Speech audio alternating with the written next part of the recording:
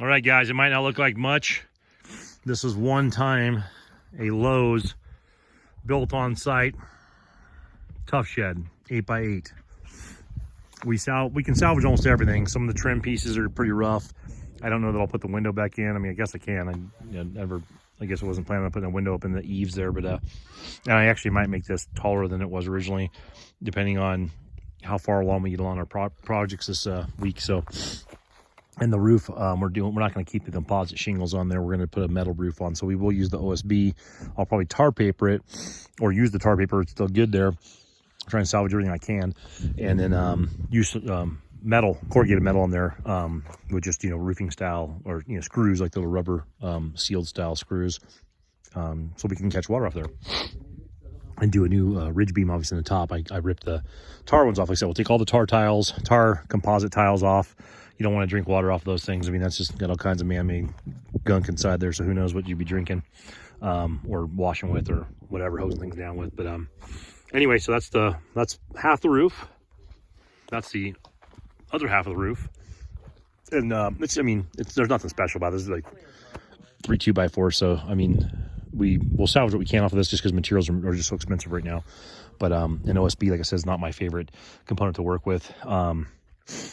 As you saw my ply on the other video, if you watched that one, it warped a little bit, so this can too. But anyway, we'll use everything we can from here. Get rid of the roofing tiles. Probably redo the trim because it got pretty banged up on transport.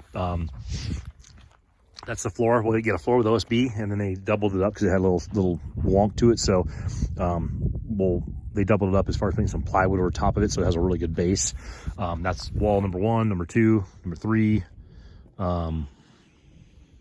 4 is somewhere around here.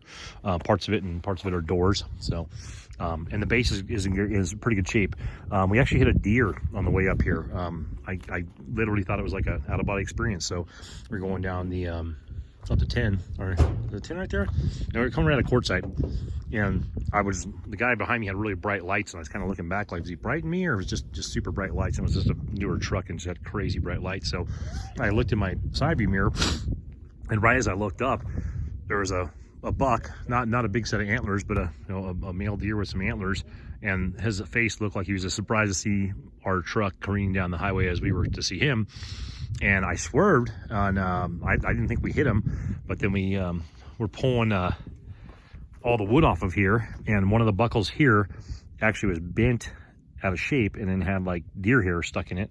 There was some blood on one of the pieces of wood, and then our other turnbuckle, I don't know if it damaged this. It's like a big, heavy-duty, nasty one. I think my brother's from a while back. I just inherited somehow. But it hit hard enough where it actually put a big divot in the wood and broke that one as well. So that one's actually not usable anymore. And where to do it at? Anyway, so that sucks. We nailed a freaking deer. I'm all for hunting and eating, but I don't want to hit them on the road. But oh, it's down. You can't even see it. It's down. You can see the split in the wood right there. Right there. It divoted dug into the wood real deep and split the bottom 2x4 there. So we hit it. I mean, look, maybe we grazed him. I don't know. I didn't see him in the rear view mirror or anything like that. I didn't see the guy behind me swerve, but we must have at least made contact with him. So that sucks. But anyway, so here's the roof. Here's roof pieces and trim. Platform and wall. We'll put one more 4x4 on this. It's got 2 right now. I'll put one in the center just so it doesn't sag over time. And we're going to put those on piers. So 1, 2, 3, 4, 5, 6, maybe 6 piers. Just put it up in the air. Nothing big. 2 for each.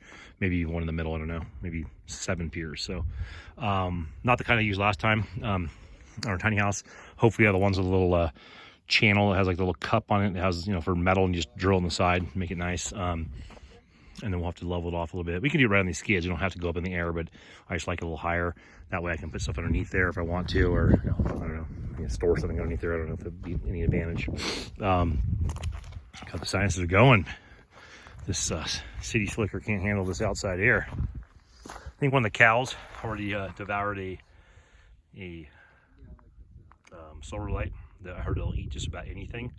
And I didn't leave any of these pegs around, especially like a broken one, so I'm assuming they just ate that thing. What's going on here? I got some, I might put that all away. Oh man, are you kidding me? That one's so funny. Oh, I'm back. Sorry about that. It was like an update from this little voice that lives inside your phone that you can communicate with that I never use. So anyhow, so there's the front is the doors, and then the rest of the door the panels. So it's got like a double swing door on this thing. That's our water tank. Hope it doesn't blow away tonight. Neighbors warned me that these things do roll pretty good when the wind picks up. So hopefully we'll have it here tomorrow. Although we'll be chasing it down the hill. But yeah, so that's the chicken coop on steroids, or the chicken coop mansion, which used to be an 8x8 little tool shed, tough stuff style tool shed that was from Lowe's and built on site at a person's house that we were lucky enough to get a pretty good deal on, and we tore it to pieces, and hopefully we can make it look like something decent when we're done, because it's like a Lego set with no instructions right now. So, but yeah, so we'll be figuring out where this is going to be placed. I wanted to bury this thing. I can't bury it by hand, obviously. I got a tractor out here, so we'll probably just have it freestanding. I'll probably put some water in it. Maybe made a mention of maybe putting some 4x4 posts in the ground and kind of letting it so it won't just fly out, which is a good idea. I think I'm going to strap it and secure it to the ground, but also put some water in it. And I'll probably put that, like I said, probably close to the tiny house over there in the distance. And then that'll be used for that, and then like a couple spigots like I mentioned. And I have one of those Ryobi 18 volt or 12 volt, where they are battery operated pumps, like a transfer pump. So that'll be some great water for like watering and a spigot and generic stuff. And I'm planning on doing an outdoor kitchen out here, so maybe I'll incorporate that into the outdoor kitchen. And like I said, we'll do two 2,500 gallons for the actual main structure once we get that built. And we'll do, like I said, a smaller one for the chicken coop itself. I think the chicken coop is going to go where that water container is. God, I got cactus everywhere here. Make sure I walk into that stuff. So our driveway comes up right here.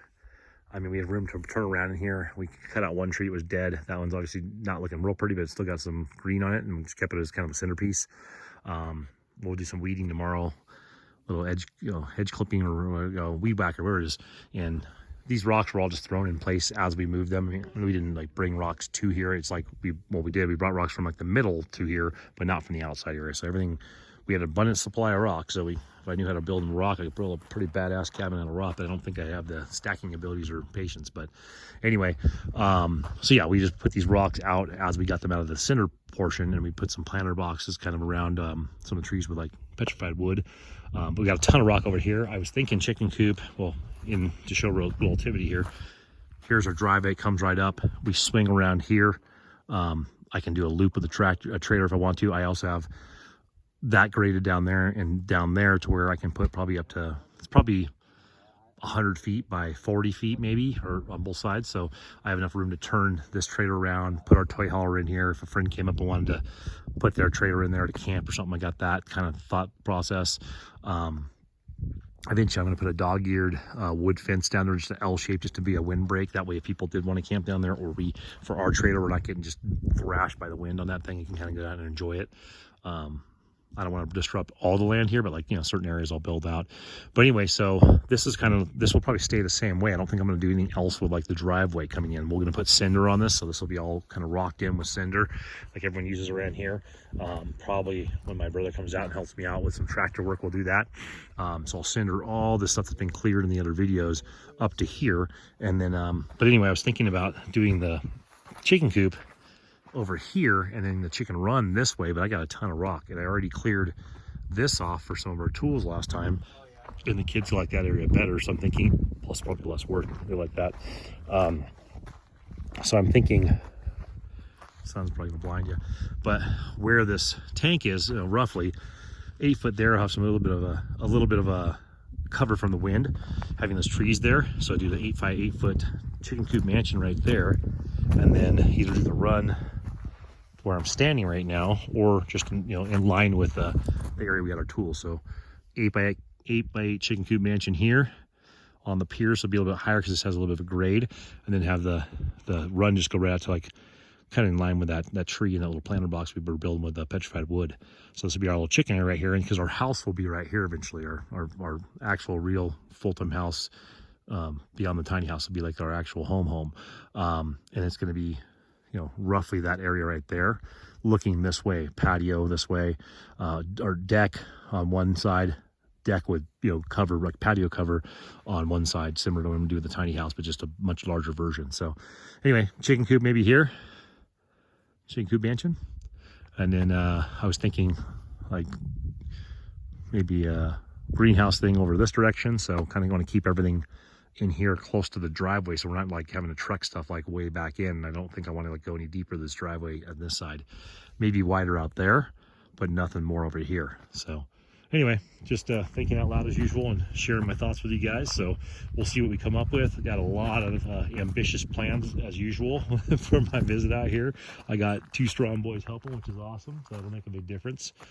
I got worked in that last trip by myself.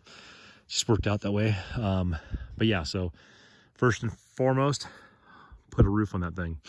Dry that thing in before there's even damage to the plywood. It's not cheap. You don't want to do it twice. You don't want to buy it twice, that's for sure.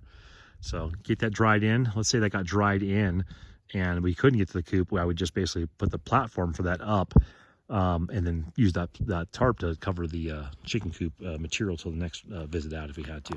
But idea is to put a roof on that thing, get that thing placed where I want to keep it long term, get this chicken coop resurrected and reconstructed right here.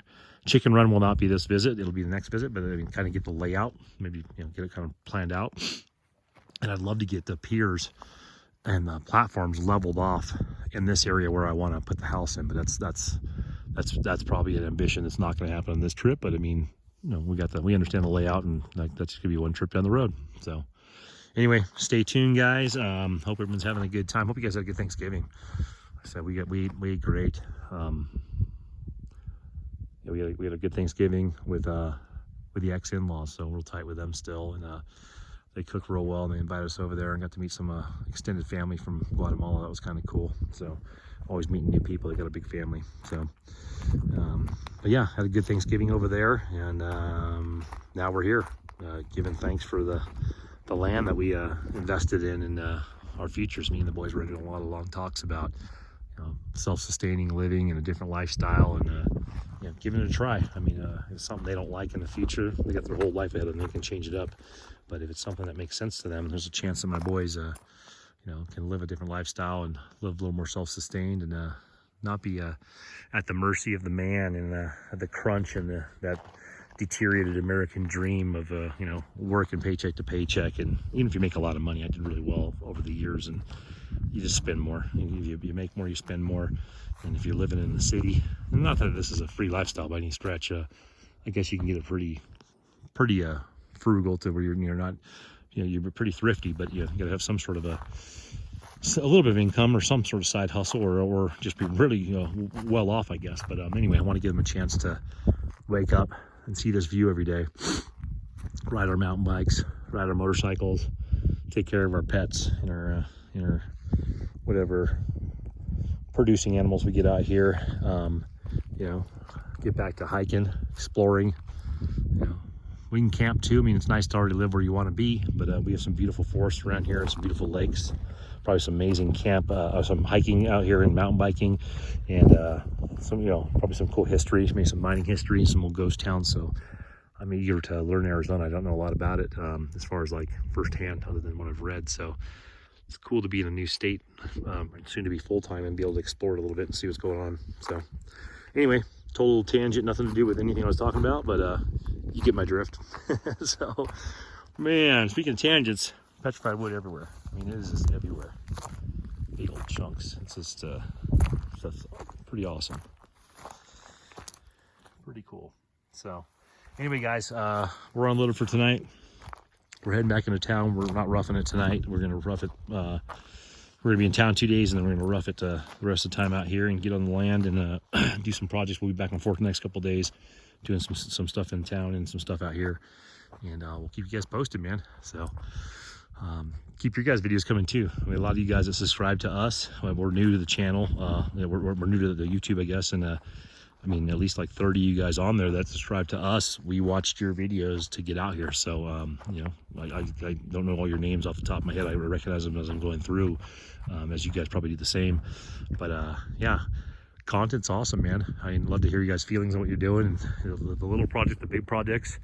Bounce some ideas, man. If you guys have questions, throw them out there. I'm no pro at this, man. I'm shooting from the hip. I got a lot of hands-on experience, but no formal training in a lot of stuff. I'm just gonna figure it out. So I'm kind of one of those guys where you try it twice on your own, and the third time you call a pro if you have to. So, hopefully I don't have to. But all this stuff's pretty basic. There's a lot of helpful information out here. A lot of YouTubers giving great information out there, helping everyone else out.